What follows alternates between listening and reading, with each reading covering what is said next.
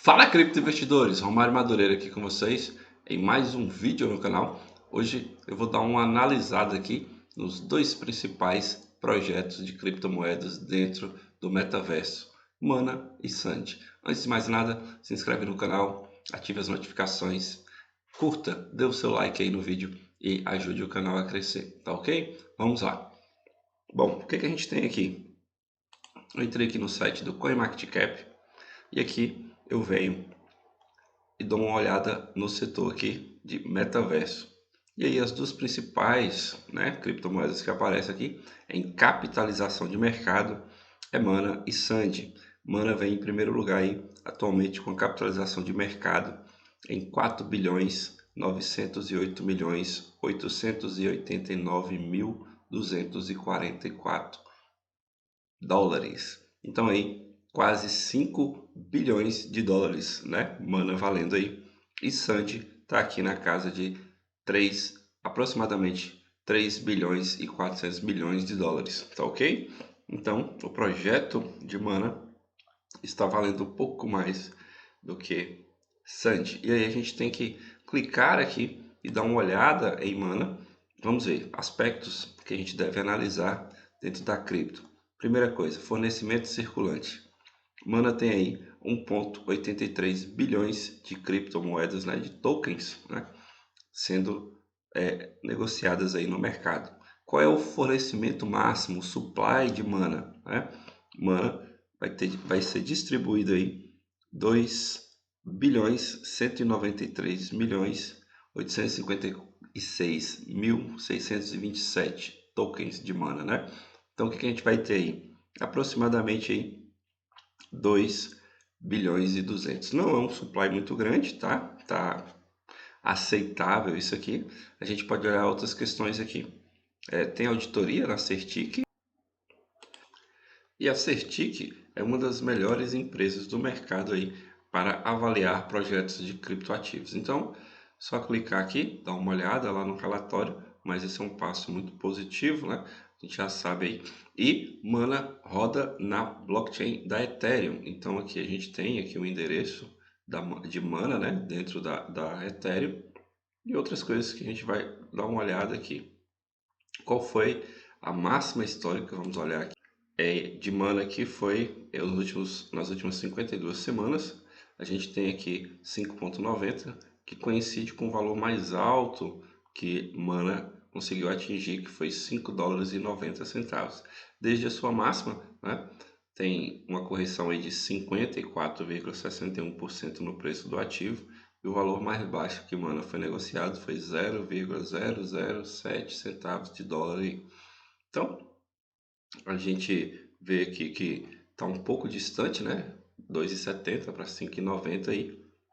É um momento interessante. Bom, se o ativo tiver, digamos, características para compra, né? Se você tiver interesse em comprar o ativo, é sempre bom comprar quando ele está corrigindo. E aqui tem um pouco falando do que é Mana, né? E como se define aqui. A gente sabe que para olhar e ser considerável, né, para aportes, eu particularmente dou uma olhada em supply, né, no fornecimento máximo que a moeda vai ter, quanto menos ela tiver menor, melhor, e eu dou uma olhada também na capitalização de mercado. Então, Mana aí tá superando a casa de 1 bilhão de dólares, né, tem quase aí 5 bilhões de dólares, o que também é interessante. Olha comunidade, né? Se olha se a comunidade é interessante, se o projeto é interessante, e eu olho também o número de holders. Para saber o número de holders é só clicar aqui, ó, blockchain da Ethereum. Eu dou um clique aqui, vai abrir uma página da Ethereum, onde eu consigo ver aqui o projeto de Mana e eu consigo ver quantos holders tem aqui. Então está carregando aqui, mas eu já consigo perceber aqui que Mana tem aí 211.852 titulares, né? Então está presente aqui. Isso é interessante para o projeto, né? Quanto mais se tem holders, quanto mais tem pessoas que compram e seguram o ativo, melhor é para longo prazo. Então aqui tem as transferências que vão acontecendo, né? Todas as transações registradas aí dentro da blockchain. da Ethereum.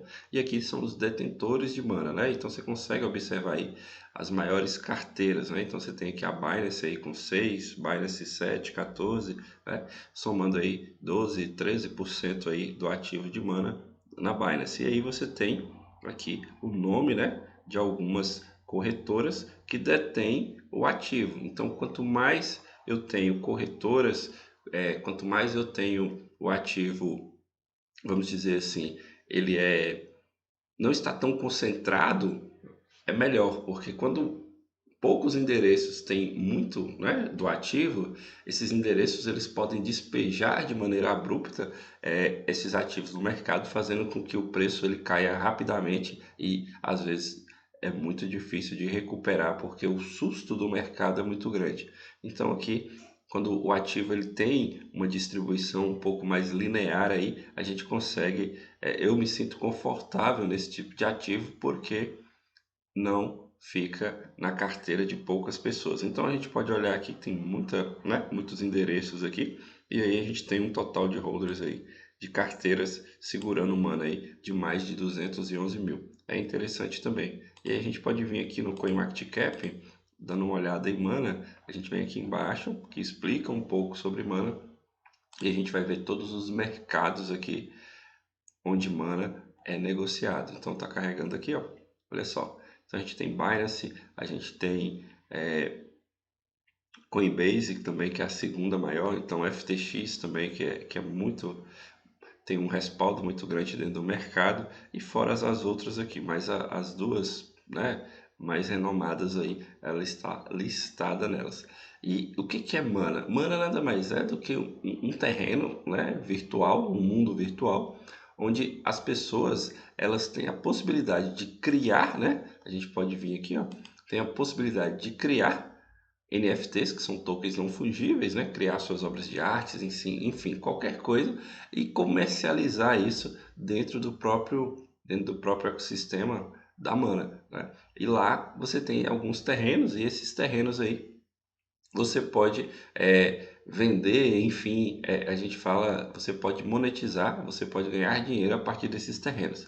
E aqui a gente pode observar que Mana tem um grande concorrente que é Sandy. E a gente vai dar uma olhada em Sandy aqui.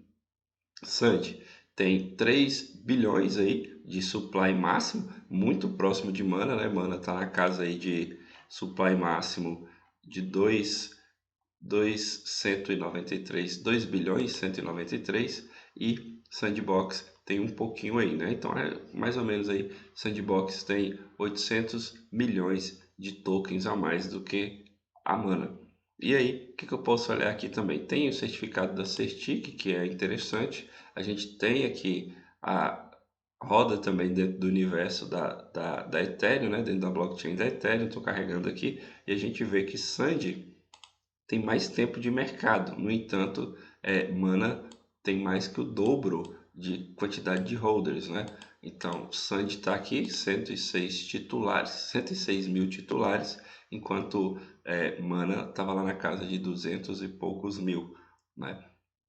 Então, a gente observa aqui também quem são os detentores, né? Como é que está essa repartição, se tem muita quantidade de moedas, né? De criptomoedas Sandy, do token, na verdade, né? E se eles estão concentrados em poucas carteiras, né? Então, a gente tem aqui uma primeira com 35% aí, e as demais aí 16, 10, 8, mas nas demais aí a gente vê aí zero alguma coisa, não tem muito aí, né? São essas três primeiras carteiras que estão um pouco mais concentradas. Aqui a gente não sabe, né, se essas carteiras, essas três principais aqui que estão concentradas, a quem pertence, mas Sandy fez bons acordos aí, né, com empresas, e a gente não sabe se essas carteiras, deixa eu clicar aqui e ver se teve negociação, né, se teve alguma coisa nos últimos, então, aqui, ó, 47 dias, a 441 dias, 517, acabaram aí comprando, né? Comprou aqui, ó, 2 milhões aqui, a última foi há 47 dias, e outras aqui que foram vendendo. Então a gente consegue ver, né, vendendo assim. Pode ser que mandou para outra carteira, a gente aqui teria que ver cada transação, clicar aqui para entender um pouco melhor como que foi feito isso aqui. No entanto, eu penso que tem mais e mana está mais distribuída, está mais uniforme, né? Aqui a gente tem 3 carteiras aí, concentrando aí quase 60, mais de 60% do ativo, né? Eu particularmente não gosto muito dessa característica.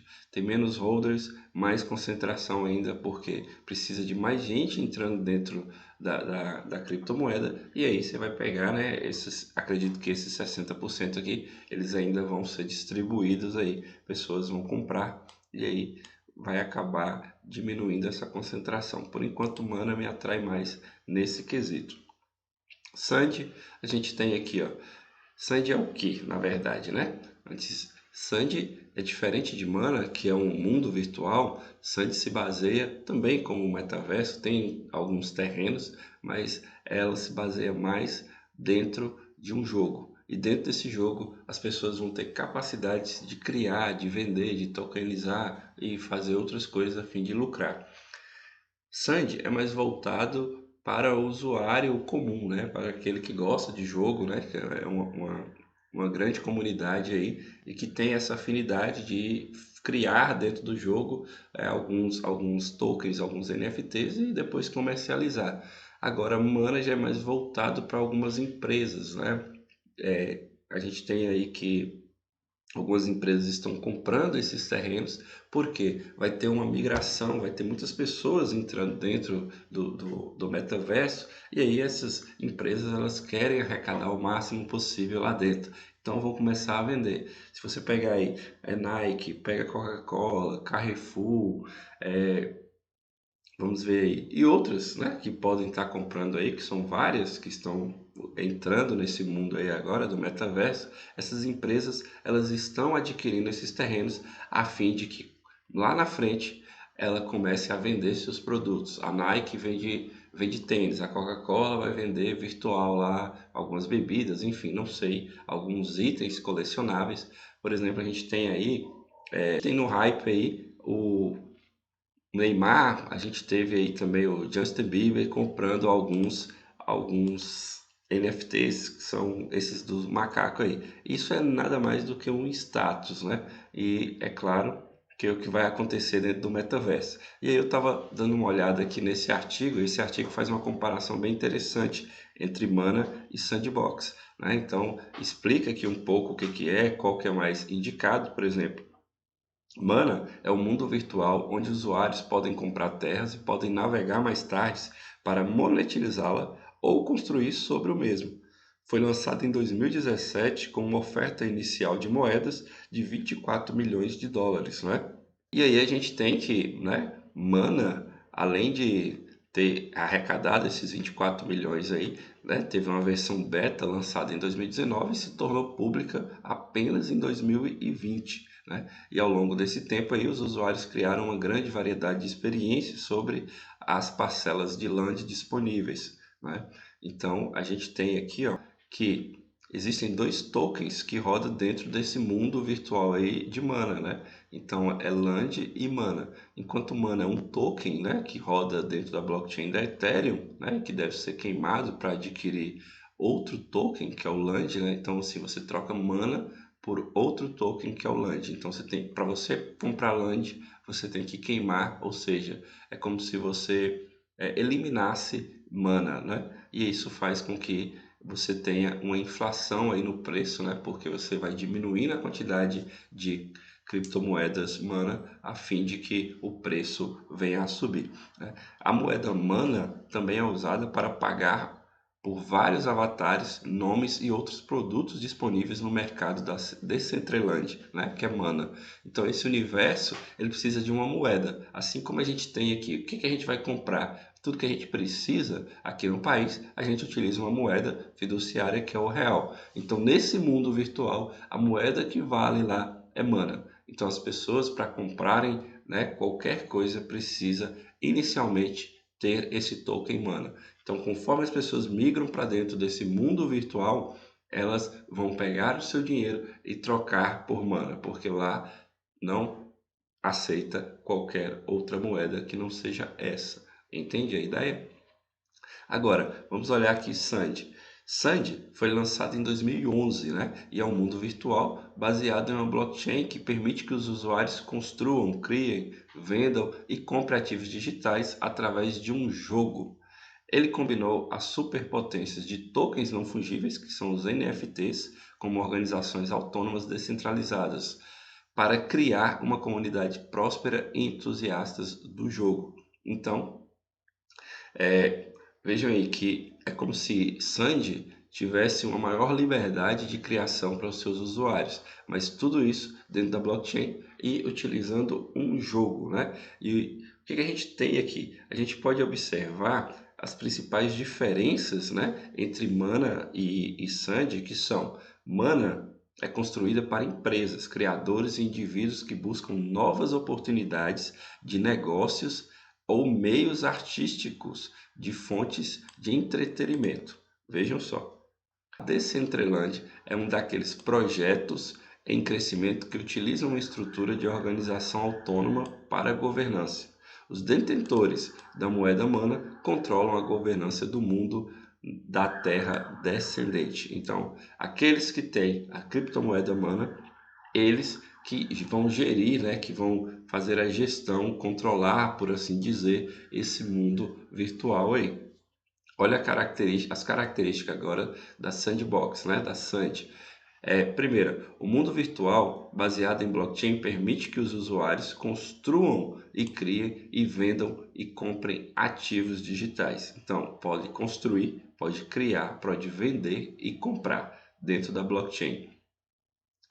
Introduz a tecnologia blockchain para a indústria dos jogos. Então vejam só, Sandy pegou os jogos, né? Pegou esse ambiente que já existia de jogos, né? Que é uma comunidade muito grande, muito forte, e migrou com esse ambiente dentro da blockchain da Ethereum. E aí a gente tem também uma característica que Sandy foca-se no conteúdo gerado pelo usuário e cria um metaverso de atores envolvidos que contribuem para o desenvolvimento. Então, quanto mais esse usuário participa, ele vai também ter um reconhecimento e ele acaba por virar também um metaverso, ele acaba por estar ali dentro desse ambiente e é claro que se é um metaverso, se ele tem uma criação ali, né, que ajuda no desenvolvimento do jogo, ajuda no desenvolvimento desse ambiente virtual, ele vai ter também um reconhecimento aí. Então a gente tem aqui as principais diferenças, né? Mana, data de lançamento em 2019, Sandy, lançada em 2011, né? Tem os fundadores aqui, são nítidos, né? Digamos assim, são reconhecidos. A gente tem um protocolo aqui, ambas rodam na mesma, né, blockchain da Ethereum.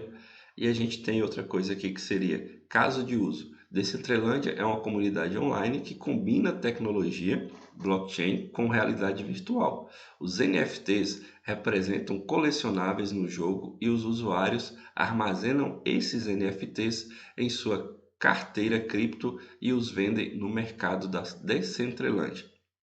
Então veja só, qual seria o caso de uso agora no caso da Sand? Sand Crypto é usado para governança, bem como para comprar, vender, negociar itens no jogo no ecossistema Sandbox. Então eu vejo aqui que as duas têm quase que o mesmo propósito aí para utilizar, né? Sand também tem essa criação, tem essa parte de utilizar essa moeda de troca lá dentro, né? A que vale dentro do jogo é a Sandbox, enquanto que a Mana também é uma representante do seu ambiente virtual lá dentro da realidade virtual da Decentraland. Então, as duas têm quase que, digamos assim, o mesmo caso de uso aí. A diferença vai estar aí no CoinMarketCap, no caso aqui está um pouco desatualizado, porque a gente olhou lá agora, e a gente tem um fornecimento circulante aí. O que seria esse fornecimento circulante? Daquele supply, quantas que já estão no mercado? E a gente pode observar aí que temos mais mana no mercado nesse momento do que Sand. Por isso que mesmo mana tendo um menor supply, o seu preço está abaixo de Sand. Por quê? Olha só, Sand está valendo aqui, ó, nesse momento 3,64. Mana está valendo 2,68. E por que isso? Justamente porque a quantidade de moedas que tem agora de mana no mercado é muito maior. E aí isso vai fazer com que o preço ele fique um pouco inferior aí, comparado com o Sand, que por mais que tenha maior supply, né, de 3 bilhões de moeda, apenas 913 milhões estão em circulação. E mana, dos 2,193 bilhões, né, que se tem lá, a gente tem aqui uma circulação de 1,8 bilhões aqui, tá ok? Então, por isso que a gente tem um preço maior em Sand nesse momento. Aqui tem um gráfico que a gente consegue visualizar aqui, ó, Sand acima e aqui a gente abaixo a gente tem mana. Então, vejam como os dois gráficos eles estão correlacionados, ou seja, quando um sobe, o outro também sobe, quando um desce um pouco, o outro também desce, corrige, né? Então, esses dois eles se correlacionam muito bem. Então, você observa que tanto Sand quanto Mana, por mais que sejam concorrentes dentro do metaverso, você observando uma, o comportamento dela vai ser explicado parcialmente no gráfico da outra aí. E aqui fala um pouco sobre se deve comprar Mana ou Sand, mas isso aí fica a critério de cada um, né? Dentre as possibilidades que a gente deu uma olhada aqui, você vai optar e ver qual que te agrada mais. É claro que ambas aí estão relacionadas a questão do metaverso e também buscam aí Sand principalmente se desenvolver dentro de um jogo, né? E Mana acredito que provavelmente estará aí também buscando esse caminho. E atualmente, né, fala aqui no artigo que existem 3,2 bilhões de jogadores em todo o mundo e a média de dinheiro gasto nesses jogos atualmente é de 100 a 200 dólares, né? E aí fala o seguinte: Sandbox consiste em 166 mil terrenos, né, que são agrupados lá, enquanto que Mana, né, tem lá no seu mundo virtual 90.601 terrenos. Então vejam só, importa é a venda desses terrenos, né? Quando tiver a migração de capital institucional, de jogadores, né, de usuários desse ambiente do metaverso, onde vai ter mais terreno para ser comercializado. Sand dispõe aí de 166 mil terrenos, enquanto que Mana tem 90.601 terrenos, né? Então você tem aí uma diferença de 56, mais de 56 mil terrenos aí. É claro que onde tiver menos terreno, traz aí para o mundo, né? O mundo real, quando você tem uma demanda muito grande, mas a oferta é pouco, faz com que o preço ele tende a subir mais. E aí, nesse caso aqui, Mana, ela leva uma leve, ela tem uma pequena vantagem, visto a quantidade de terrenos disponibilizados. Então, no futuro, a gente pode ver aí que Mana tende a valorizar na questão dos terrenos, no entanto, Sandbox, né, uma indústria de jogos aí, tá ao mercado há muito tempo, né, e já tem vários jogos para celular e para PC, e tem equipes por todo mundo. Então, Sandy, nesse momento, tem muito mais conceito dentro do mercado, está vindo para um ambiente, de um ambiente aí de jogos, é um ambiente consolidado, é uma indústria que movimenta muito dinheiro no mercado. E Mana está chegando, né, comparado com Sandy, tem pouco tempo aí, começou a ser negociada em 2020, mas também tem muito potencial de crescimento. E eu observo aí que tanto Mana quanto Sandy tem muito potencial de crescer, visto que a gente está aí no hype do metaverso, dos tokens não fungíveis, que são os NFTs, e nesse momento as indústrias, o capital institucional, grandes empresas estão olhando muito para isso, porque será o futuro. Então eu vejo que é um momento de estruturar, de parar, dar uma analisada nesses projetos e ver se você decide por Sand ou por Mana. Se eu tivesse que escolher, eu dividiria o capital, aplicaria um pouco em Mana e um pouco em Sand, e aí ficaria bem tranquilo.